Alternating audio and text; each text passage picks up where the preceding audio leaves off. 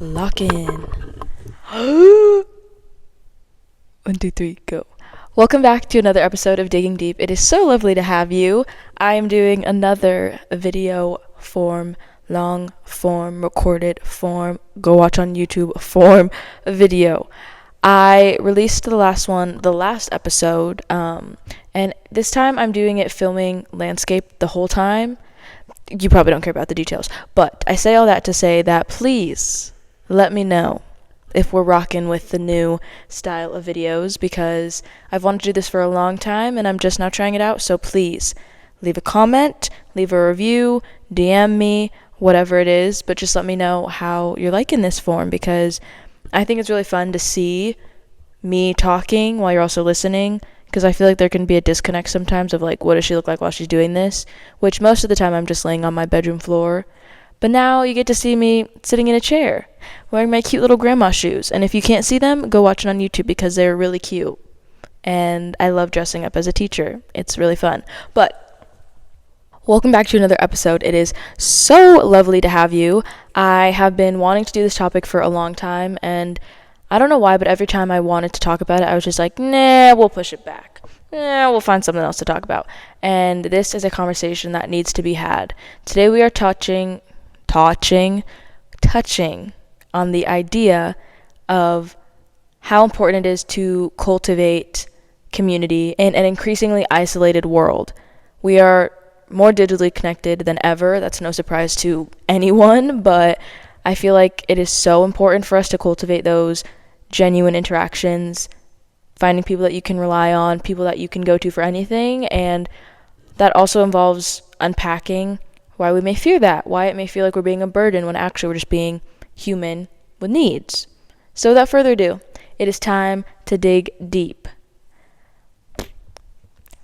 I had this epiphany, I want to say in the beginning of this year, and it all kind of stemmed from me stepping away from dance, which is something that has been a part of my life for the entirety of my teen years. It has been my personality trait for forever, and with that came a lot of community.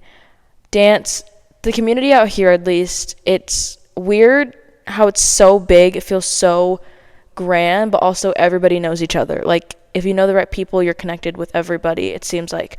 And so with that, there was a huge sense of community, and there was always one connection that would lead to another one, and friend of a friend, all of it being connected. And stepping away from that, I wasn't really prepared for the harsh reality that came with leaving community, leaving something that I am so closely tied to and so deeply passionate about even still.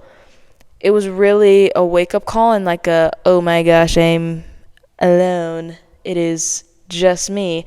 That was what the feeling was like, and it's hard to face that, of having this established community that you've built for so long, you feel so deeply connected to. It trickles into not only more of a, not work relationship, but something that you do seriously, but also something that you do outside of that. The two lines were blended and it was all one. And so one is so deeply a part of just who you are in your everyday life. Leaving that is very painful, and leaving that alone is an added layer of crisis and freaking out. I realized just how much community is a priority for me, and I feel like that's the case for a lot of us. We live in a society where everybody is so hyper-focused on their own journey. We live in a increasingly hyper-individualistic world, and there's this mindset that a lot of people adopt of we don't owe each other anything. And I think truly that is the most toxic thing we can have, because as humans, we are all one species. We need each other. If we were meant to do it alone, the universe would have only created one of us. And that is very evidently not the case, which is why we should leaning on each other, lean into community, being there for each other, using your resources, being a good friend, being a good stranger, being a good neighbor. all of those things are intertwined, and we're all so confused on our path, and we're all just trying to figure it out. No one knows what they're doing, but also none of us know what we're doing, so we're all confused together. The key word is we're together in that. And hyper individualism culture, a lot of the times the narrative that is pushed is that you should only rely on yourself. If you ask for anything other than the bare minimum, you are asking for too much, and you should just figure it out on your own. And this is an even more prevalent thing in my life because I'm single. I've been single for 20 out of 20 years on this earth. So I feel like a lot of times I do feel very lonely and feel very isolated just because that's what comes with the territory. That's just how it is. But having community is an essential part to not only human joy, but longevity, mental health, and just an overall sense of well-being. Our community is all we have. All we have is each other, and when we don't pour into each other, pour into spaces that build that sense of togetherness, we can see the effects. In high school, I feel like we get used to the dynamic of convenient relationships. The dynamic of seeing the same people. Usually I feel like a lot of us grow up with the same people from elementary school even, into middle school, and then into high school, and then we're shocked when we get into the real world, and it's like, oh my gosh, we actually have to try to make new connections. It's not just, oh, I've known you for so long, so we have to be friends. I've known you for so long, so yeah, I'm going to say hi to you. No, you don't know these people now. If you go to college, completely new playing field. And even if you just step into the workforce, you do not know these people, so therefore you have to work to build a connection. And I have felt that recently of how jarring that is and how much of a mental toll it can take on you when you don't have that immediate sense of community. Going back to leaving the dance community, that in itself just brought up a lot of feelings of loneliness and made me really sad for a while, and I'm still unpacking that of just how can I cultivate community now. But during that experience, I learned the importance of focusing on quality over quantity. And not to be that person that talks bad about social media, because I am literally posting this on social media. However, the older I get, dare I say, the more I realize that the problem usually is that damn phone. Like, we are comparing each other to other people's lives that we probably would never cross paths with more than ever before, and that is not normal. Even comparing yourself to people that you do know. You don't live their life, therefore, that's not your business. Therefore, you should not let it deeply affect you and make you feel like worse or less of a human than them. And I feel like in my younger days, growing up, I had this idea of what my 20s would look like. And I've talked about this in terms of a relationship, how I thought that I would meet my person in high school and we'd be together. And then I was like, well, that's not going to happen, so I'll have to meet them early in college. That didn't happen. So it's just unpacking what we think is going to happen and facing the reality of what is. And in the context of friendship and community, I feel like we are oftentimes sold the idea of this big, elaborate friend group that goes out every weekend, FaceTimes, calls daily, sees each other all the time, and that is just not the case, at least for me, and I know a lot of people that is not the case. Now, I am so deeply grateful and blessed for the beautiful friendships that I do have, and I truly don't know what I would do without them, but it still takes an element of me unpacking my expectations. What I mean by that is I had to realize what I was expecting from a relationship and the reality of our current world. A lot of us are significantly more busy than we were in high school, whether that means just working more. A lot of us work 2 jobs, balancing school, and then in my experience, all of my close friends are in relationships, so that takes a big amount of time out of their day and out of their lives to invest in those relationships, which is completely valid. But it has made me face the reality that our relationships are going to look way different than what I thought and also what they looked like before. And that's not to say that they're bad, that they're worse, that they don't care, that we don't try anymore, but it is just to say that it's different. Different doesn't mean bad. Different doesn't mean that it's going to end. Different doesn't mean that you're on the decline. It just means that it's not the same. And that's okay. That just means you have to invite a new way of thinking, invite a new level of compassion, not only for yourself, but for the other person in that relationship. And it also means, which actively learning, that you have to communicate. Communicate your needs, communicate what you're able to give, and also what you would like to receive. And that's not being needy. I want to touch on this. I didn't even plan to say this, but it came up, so we're going to say it. There is so much toxic dialogue around being high maintenance, either in the context of a romantic partner or even in friendships, which, what are we doing? What are we doing? Because we have so far strayed away from the plot that it's actually sickening. A lot of times when people will talk about being high maintenance, they then go on to describe needing basic human communication, trust, respect, kindness, effort in a relationship. I'm sorry, but did I miss something? Because in my eyes, that is normal. Wanting people to check up on you if they say they're your friend or your boyfriend. I don't know what that's like because I've never had that, but I would hope my boyfriend would care if I live or die. People supporting your success and not seeing it as a competition. People just genuinely making an effort, even in their busy lives, even in juggling their own world, making an effort to be there for you. Because friendship as love, well, love applies to a bunch of things. It trickles into everything. So yeah, just love in general actually is a choice. It is a commitment. And that applies to romantic love, familial love, platonic love. That is a choice you make. And with the choice, you get to choose it however many times you please. It isn't just a one-time thing where you say, oh, yep, we're friends, and then never put in any effort to make it known, or to invest, or to get to know that person deeper, or to support them in a hard time and have them support you.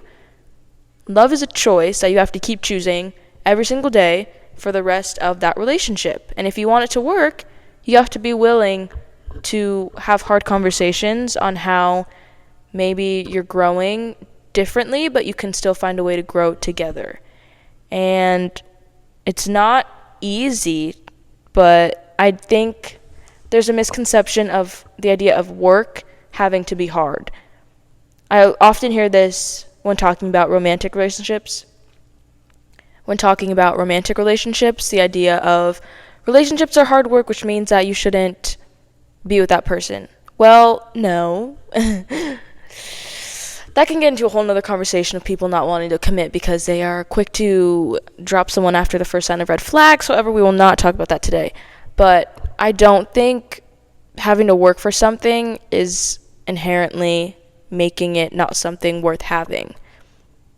Relationships are an investment, which means you have to actually show up and invest. You have to do the thing that will sustain it. And if it's something... I'm stumbling over my words. If it's someone that you actually care about and want to be in your life for forever, you would want to put that time in, even when it's hard. Even if all you can do is text them, hey, I hope you have a good day, I love you, I miss you, I'm on your side. It doesn't have to be anything deeper than that, because that in itself is profound.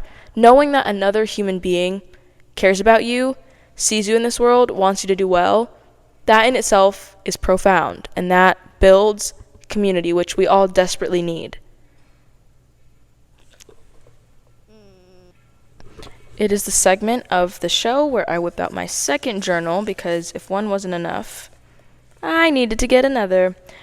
Speaking of loneliness, there is a deeply shocking, but also not shocking because I've kind of seen this coming, article from the U.S. Surgeon General from 2023 all about the epidemic of loneliness and isolation.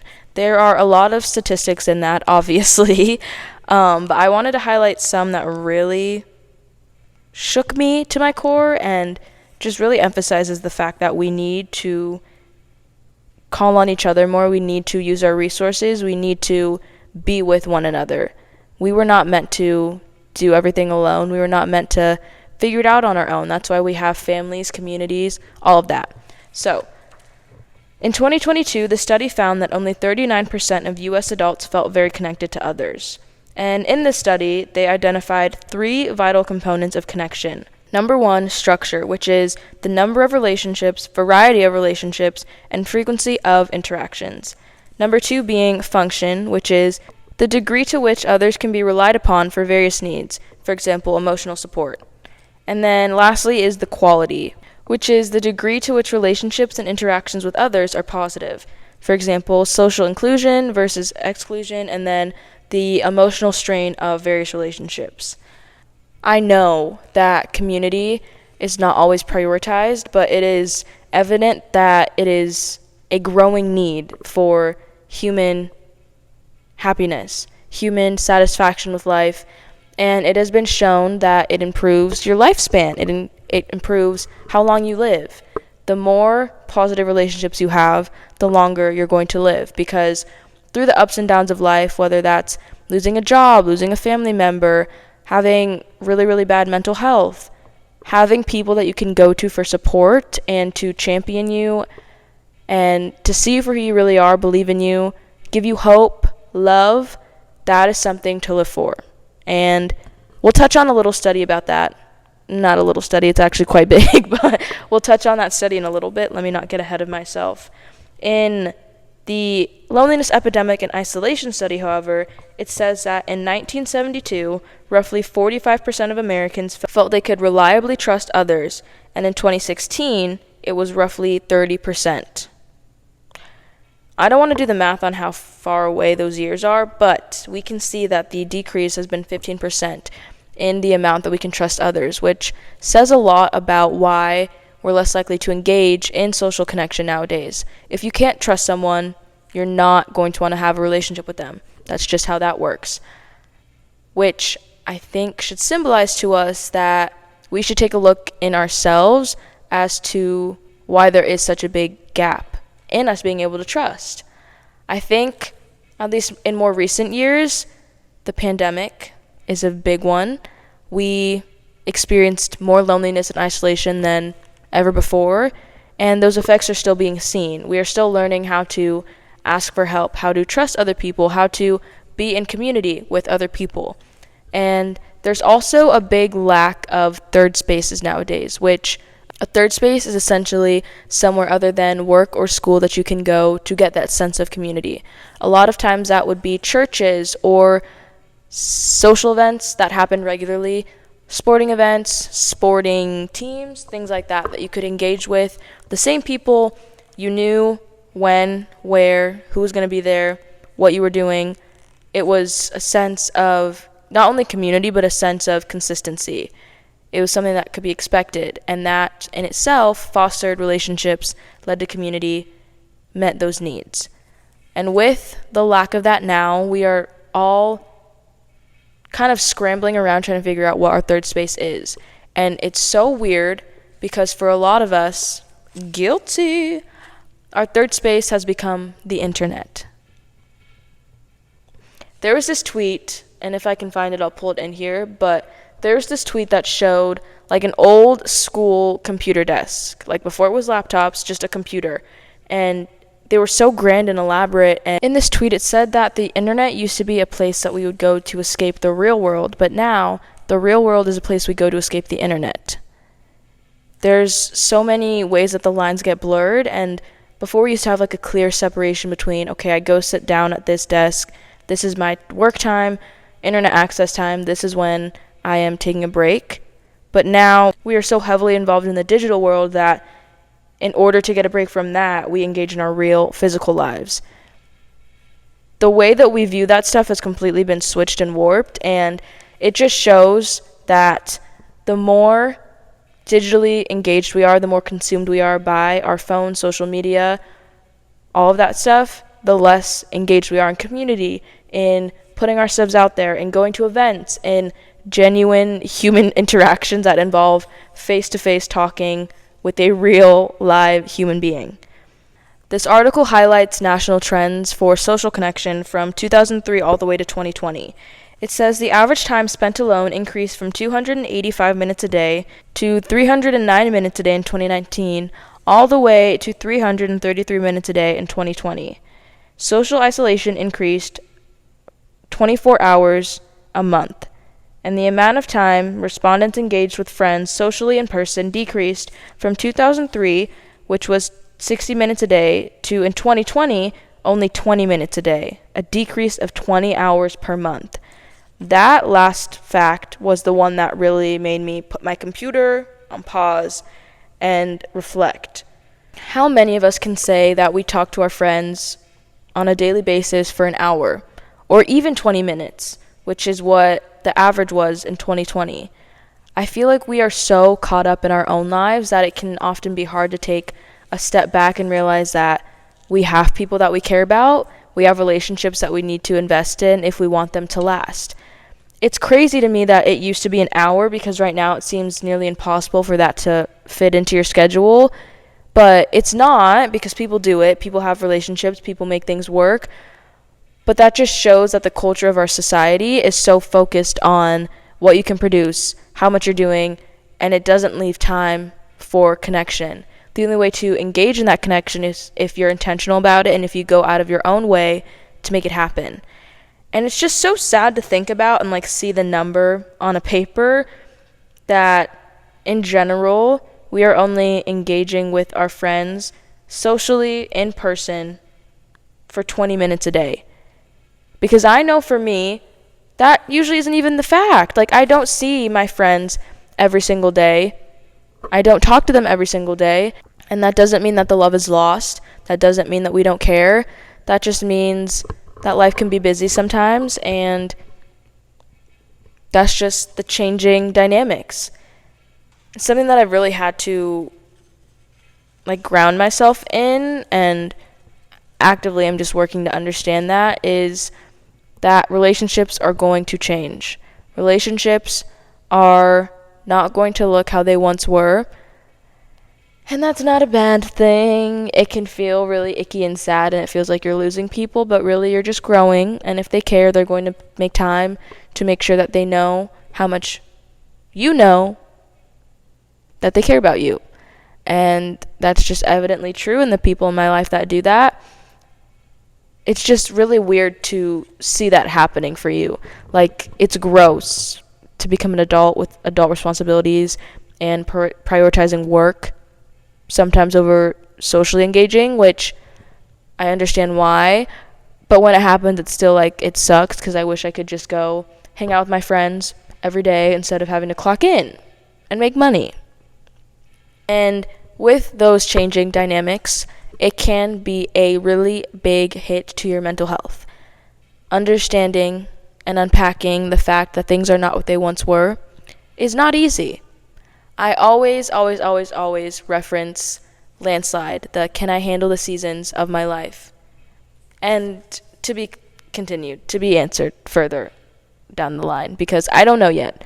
I feel like so much changes when you grow up, and it's hard.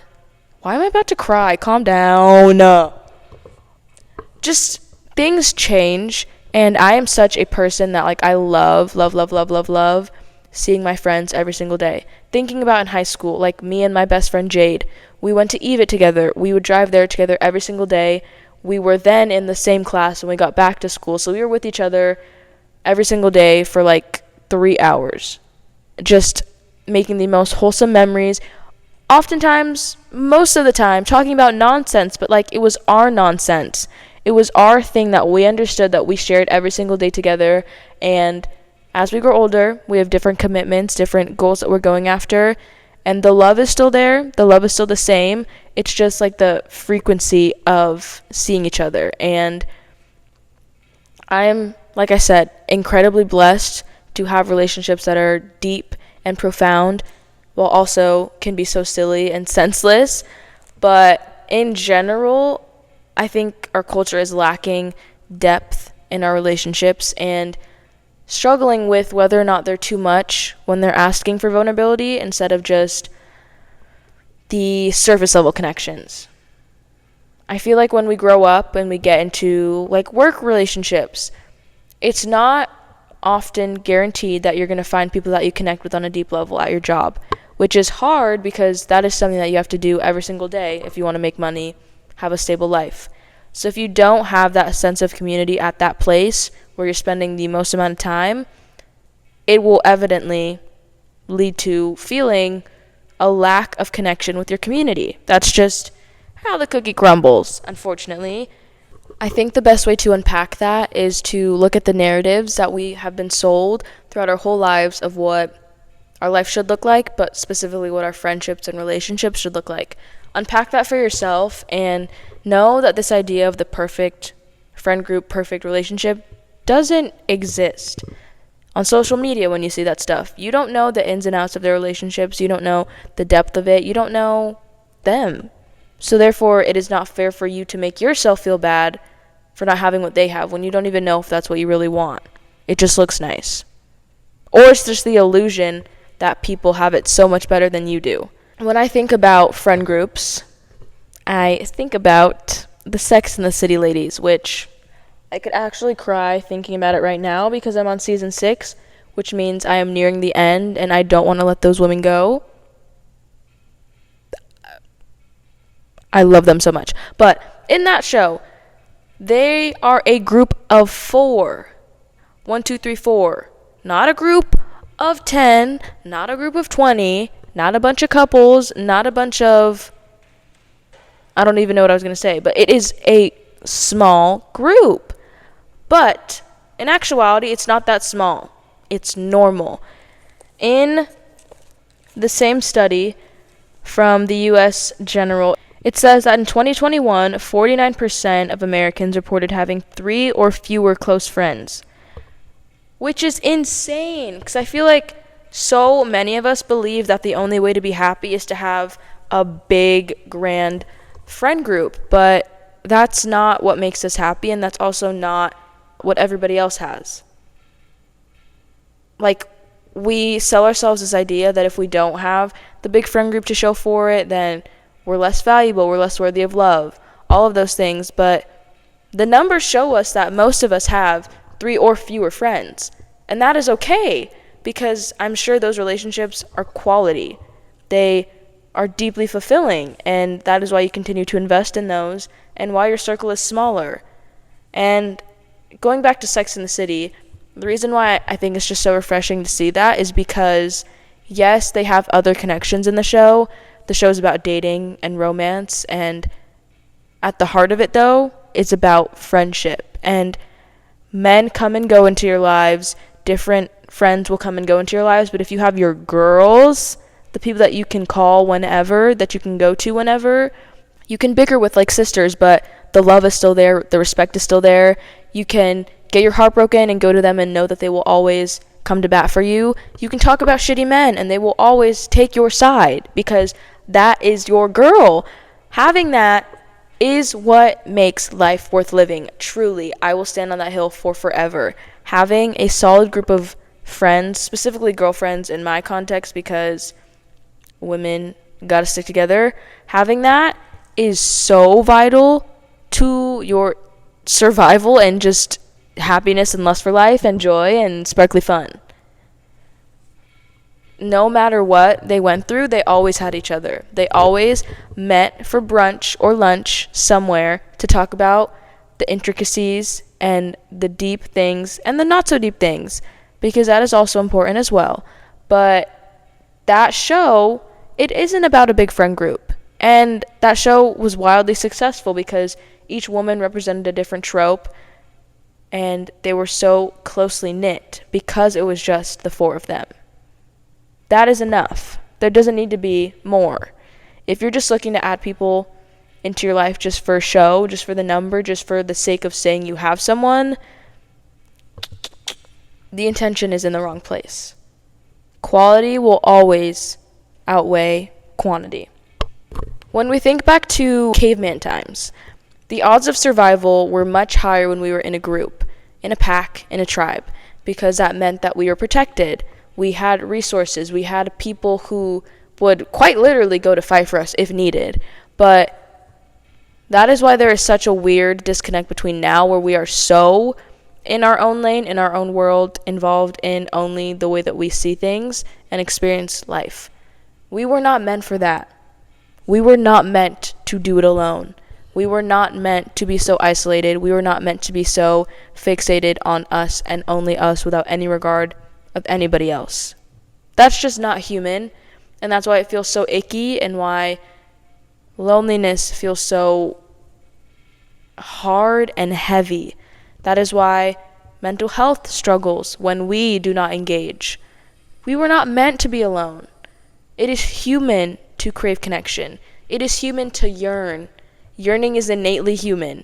We need other people, which is why the phrase "it takes a village" was created. Oftentimes, this phrase is seen in context of a new mother welcoming life into the world. When a mother has a baby, she's often breached on how hard it is going to be and told that she's going to need to engage more in her community, pull on family members, friends, whatever her circle is, to call on them more because she's going to need it. It's not easy to raise a child. It takes a lot of people. It takes a village. And this quote or phrase stemmed from African culture because they are closely tied together. They are used to living in close quarters and pulling from each other's resources. A genuine collective sense of community and family. And I think it's really interesting because while this phrase is commonly used in context to a baby being born, it can also be used in context to building your new adult self. Yes, it takes a village to raise a child, but it also takes a village to raise yourself as an adult. Because for the first part of our lives, we are not really conscious. No offense to children, but that's just how it is. We are just going through life. Honestly, for the better, because we're just happy to be here. We don't think too much of it. But as we grow older, we have to develop our own values and beliefs, wants, needs, standards, boundaries, finding jobs that support our lives, relationships that support our mental health. It is a big task, and it is something that cannot and should not be done alone. It takes a village, always. Not just when you're a kid, not just when you're growing up, not just when you're born, but as you get older, it still takes a village. You don't just magically wake up one day and be like, oh, I got it. I can do it all by myself. Everything, all my needs can be met just by me.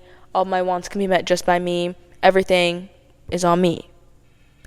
I think there's a healthy balance of being self-reliant and filling your own cup before putting so much expectation in others to fill that. But we have strayed so far away from the plot of being self-reliant. The point of that was not to do 100% of everything on your own. It was to make sure that you don't go to people for the wrong reasons, making sure that you're not engaging in codependent relationships, things where you feel like you need the other person in order to survive, in order to get your basic needs, in order to feel good.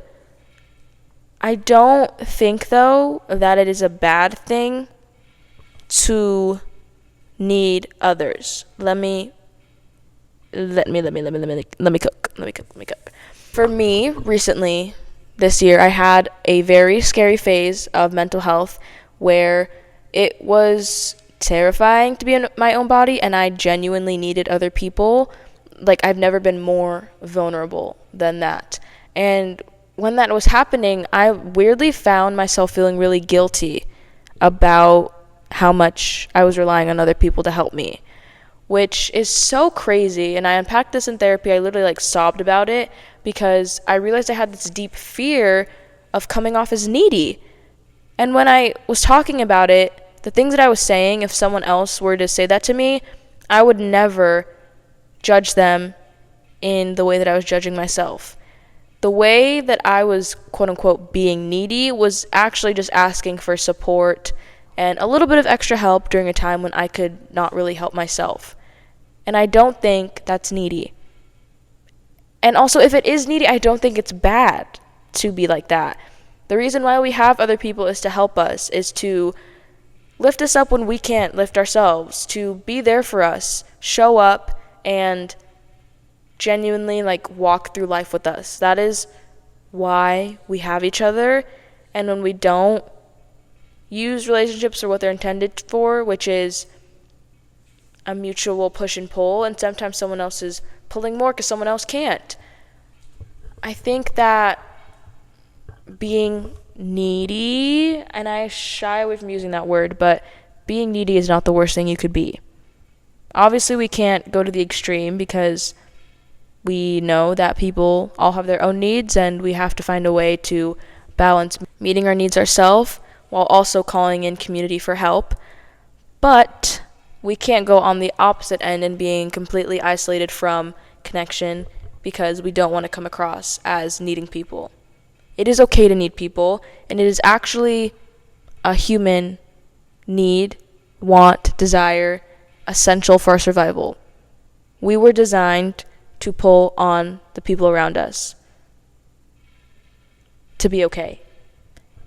It is not the worst thing to happen to someone to say, hey, I know you're really busy, but do you have a few minutes to talk to me about this thing that I'm dealing with in my life that feels really heavy, and I don't think I can do it on my own? Hey, are you able to help me? Hey, do you have space to hold for me to have this conversation, to help me work through this? Hey, do you have space to show up for me in this way? It is not the worst thing in the world to need other people. We all need it. Yearning for connection is innately human, but for some weird reason it feels so embarrassing and big and weird and scary to come out and blatantly say, I want friends, or I want a boyfriend, or maybe you're not satisfied in your relationships that you have right now. It feels so weird to say that, but we all crave it, just not everybody talks about it. We need to normalize facing the shame and embarrassment and complex emotions that come with actually verbalizing what we want, because that's the only way we're going to connect with people. Vulnerability is the ticket to connection. We cannot fast track to that. We cannot skip that part, because that is how we engage with people and learn how they really feel. And when someone is vulnerable, that gives us the space to express ourselves in our truest form. There is a study from Harvard all about the study of adult development. It is the longest running longitudinal study, I believe, ever. At least that Google tells me so. But it followed the lives of 724 men and more than 1,300 descendants of those men. In this study, they follow these men throughout the triumphs and pitfalls of their life, through marriages, loss. Some of them became wildly successful. One of them even became a president, John F. Kennedy. And it just shows that good relationships lead to health and happiness, but they need to be nurtured in order to do so. It says that the average American in 2018 spent 11 hours every day on solitary activities such as watching TV and listening to the radio. 11 hours every single day doing things alone. It says having healthy and fulfilling relationships is its own kind of fitness, social fitness, and like physical fitness, it takes work to maintain. Again, it all goes back to work, but that doesn't mean it's bad. When you think about your physical health, usually that is something that people are willing to easily invest time in because they get validation from either other people or themselves, they feel good. But the same can be said for your social fitness, your social investment in relationships. When you have a deeply fulfilling friendship, someone that sees you for who you really are, someone who you can trust, who you can be yourself, there's not a fear of being embarrassed because that doesn't really exist when you're just with someone who gets you. That is something that is worthy of working towards, and it's not a bad thing to put in work. Work is often synonymous with bad, but I feel like it should more commonly be synonymous with just effort, which is something that is more appealing than just saying, oh yeah, that relationship's going to be a lot of hard work, I don't know if you want to do that. Or just saying that relationship is going to take effort. Is that something you're willing to do? I digress. In this study, it says that assessing our social fitness requires a bit more sustained self-reflection. So, over the course of these men's lifetimes, it showed how important investing in relationships are in our health, in our overall well-being. And I believe they conducted this by sending them surveys. They would go to their homes, just be involved in their lives and figuring out what kept them happy, what kept them going throughout their lives. And that sort of self-reflection and assessment of your habits, your values, the way you feel in your relationships is not always encouraged. That is not something that we always participate in. Again, because we live in a world where we need a full to-do list, which leaves little room for any sort of personal time to actually assess how you're feeling. A 2019 study suggested that 3 out of 4 adults felt moderate to high levels of loneliness. If I know one thing, it is that we all feel confused. It's like that scene from Euphoria. I don't want to talk about the context of this scene, but it's when about to talk about the context. No, it's when Cal and Fez are talking and they're like, I'm confused.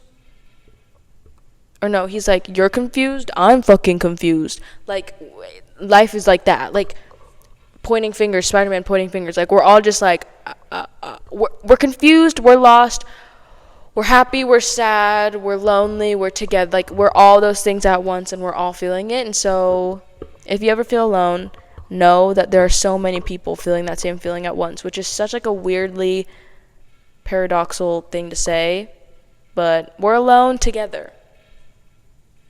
So you're never really alone. You're just maybe not as open about your loneliness, which is okay too, because it can feel very shameful to admit that you're lonely. But if you do feel lonely, just remind yourself that just about everybody at some point in their life experiences degrees of loneliness. It says, close relationships, more than money or fame, are what keep people happy throughout their lives. The people who were the most satisfied in their relationships at age 50 were the healthiest at age 80, which shows that the better company you keep, the longer you'll live, the more satisfaction you'll have in your life. The study follows the lives of Harvard students during World War II and a group of boys from inner city Boston. It shows different cultural groups, different dynamics, but it comes to a general conclusion that happiness is achieved through good relationships. The current conductor of the study has a firm stance that loneliness kills. It is as powerful as smoking or alcoholism. It's not just the number of friends you have or whether or not you're in a committed relationship, but it is the quality of your close relationships that matters. I fear this episode is going to be a lengthy one, but honestly, this is a conversation I've been meaning to have, and I've been compiling these resources for a minute now, so stick with me. I read another article, yes, another one, I know, from The Atlantic about why Americans suddenly stopped hanging out. It shows that our social metabolism is slowing down. It says that boys and girls ages 15 to 19 reduced their weekly social hangouts by more than 3 hours a week. Solitude is less solitary than ever. We are producing unprecedented terabytes of interpersonal communication, which I think it's a really interesting thing to think about because, again, we are more digitally connected, digitally locked in than ever before, but we are less physically present than ever before.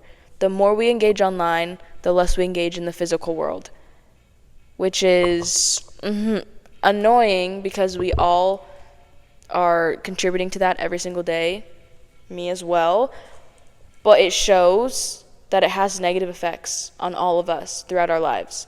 We can't just ignore it. If we do want to actually invest in relationships, we have to take time to realize, okay, how am I actually showing up in the real world? That matters. Social media is beautiful in its purest form, and I think it's the best when we use it for what it was intended, which is community. It is a place to bring people together that may not live in the same area, in the same country, bring them together over a common thing, and to connect, to share resources, share stories, share support, provide that sense of connection. That is the heart and soul of social media.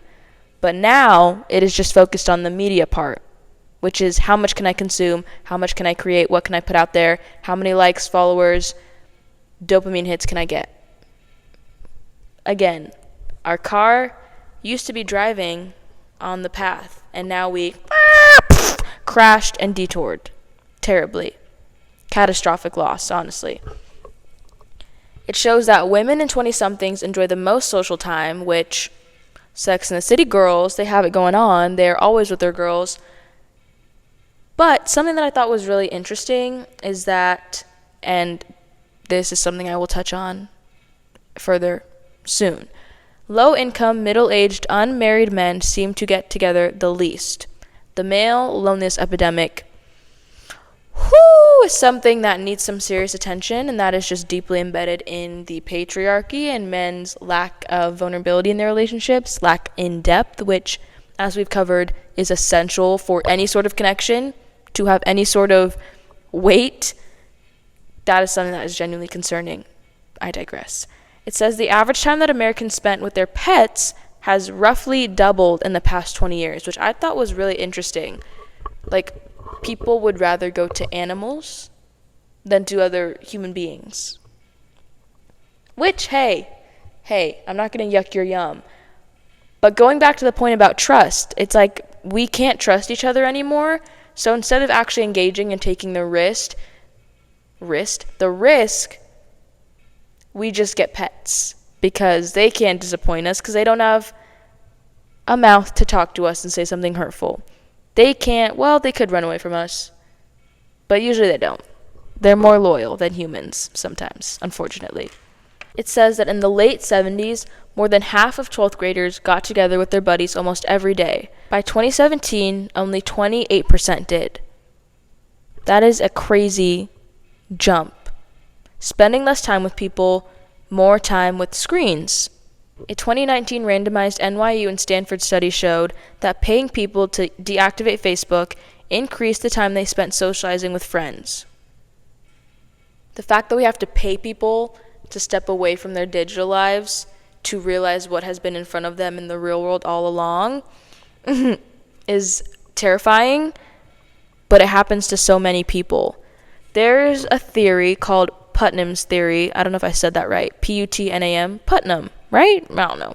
It is the rise of aloneness is a part of the erosion of Americans' social infrastructure.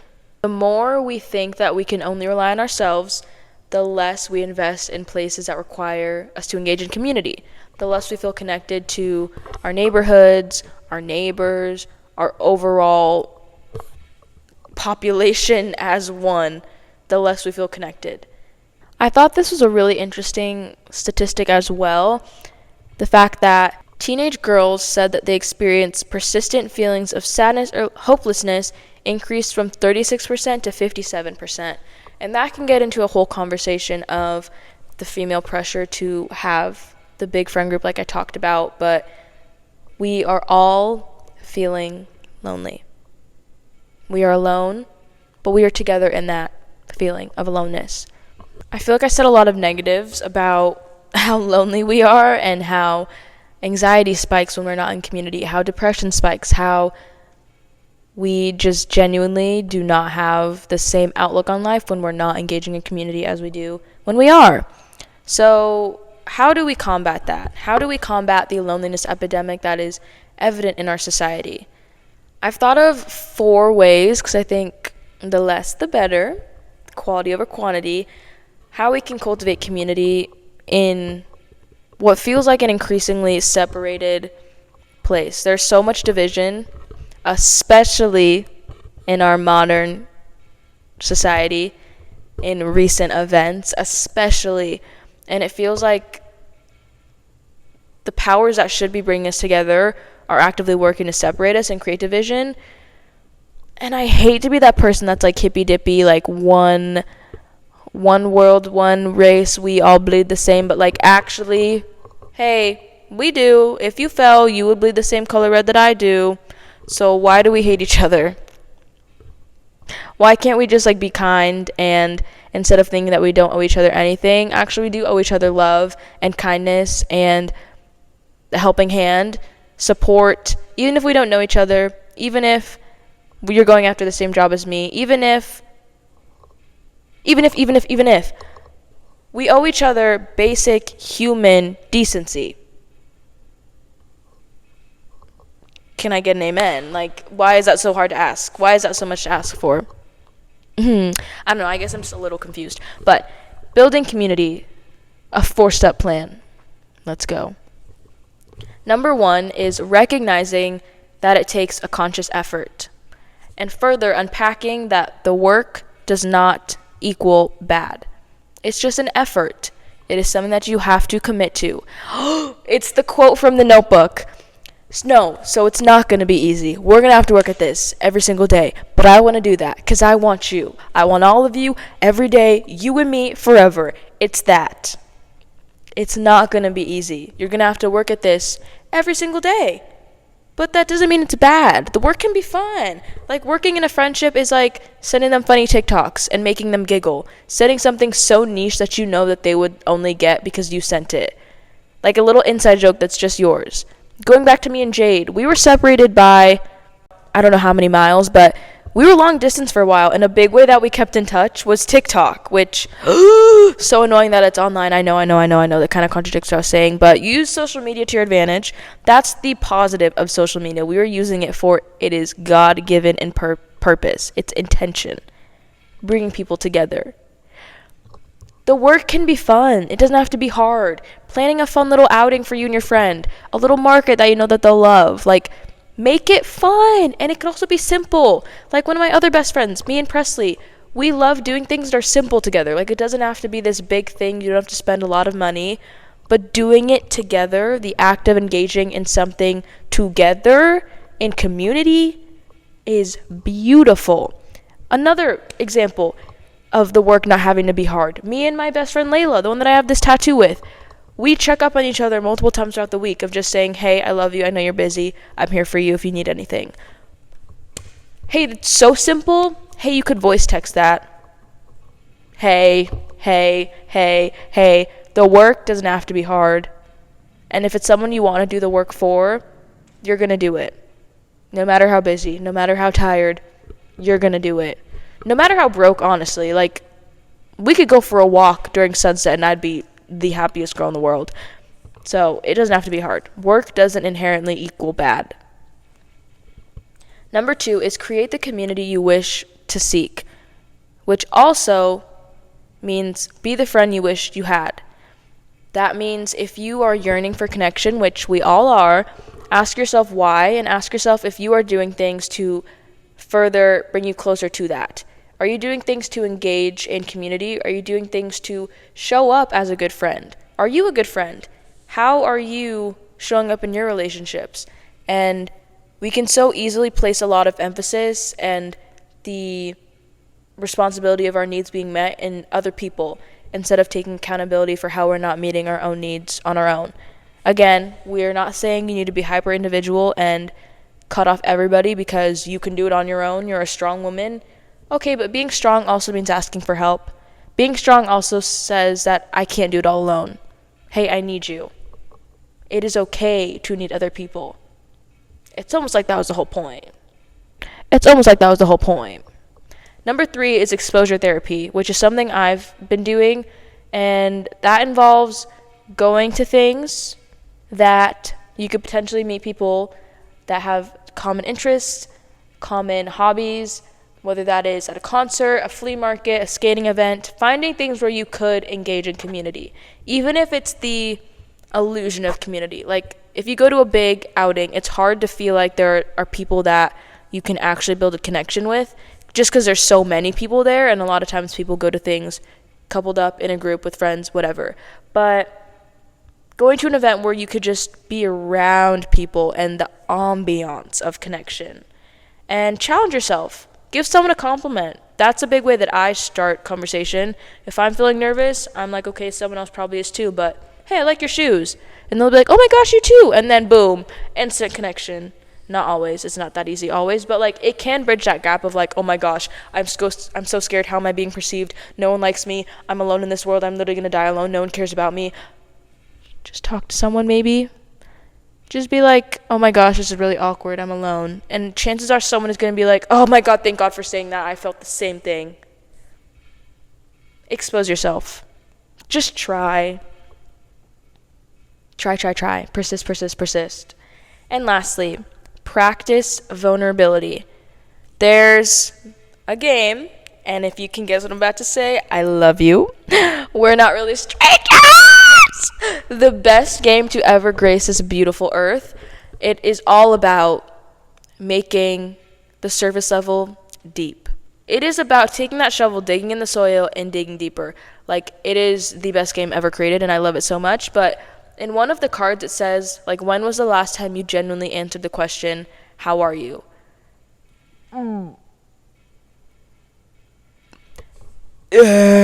With us working more hours, a lot of us have to engage in, like, surface level, very corporate America, basic robot, chat GBT, NPC, Minecraft server, Roblox character conversations of like, how are you? Good, bye. That's not what we were meant for. We were meant to talk about the trials and tribulations and the harsh realities of what it means to grow up and exist in the world. So find people you can do that with, and find people that will hold your words and hold your experience in a safe way, and that you can cry to, because sometimes that release is so needed. Sometimes just having someone else that can be like, I'm having a hard time, so am I, we're having a hard time together. Community is what we all need. You are not wrong for craving connection. You are not needy for wanting to be with other people and asking for help. It is incredibly brave and strong to admit that you can't do this all alone. And you also weren't meant to do it alone. We as humans were designed to be in community with other people as a way of survival. So anytime you feel bad or an overwhelming sense of embarrassment for wanting connection, wanting people, wanting to connect on a deeper level, remind yourself that if you lived in the caveman times, you would be perfectly fine. You would be normal. You are not too much. You are not needy. You are not asking for too much. I really hope that this can serve as a community for you. I want us to be more engaged, but I know that will come with time. But I really hope that you can find your sense of community. And if you do feel extremely lonely, 1, know that we're all feeling it. And 2, know that I will always be here to hear those things and to be that voice for you, to be that person that connects with you, and to be someone that can hopefully make you feel less alone. Because that's why I created this in the first place, and I know what it's like to feel that. I feel it often, but we don't have to be isolated in that struggle. We are alone together. Thank you for listening, and again, please let me know what you thought. I'm pretty sure this is like a longer one because I kept yapping and pausing, and I don't know. This took me a while to record, but it is what it is. I don't care. It's fine. It happened. We're here. And I'm so happy you're here. Forehead kiss time. Bring it in. Work. Hey, fishing pole. Reel it in. Work. Okay, bring it in. I love you so much. I will see you very, very soon. Honestly, don't know what I'll talk about, but I'll figure it out. I'll catch you on the flippity flop, and I'll see you very soon. I love you. Have an amazing week, and go try and get out in the world with real humans, not AI-generated bots on Instagram. Okay. Love you. Bye.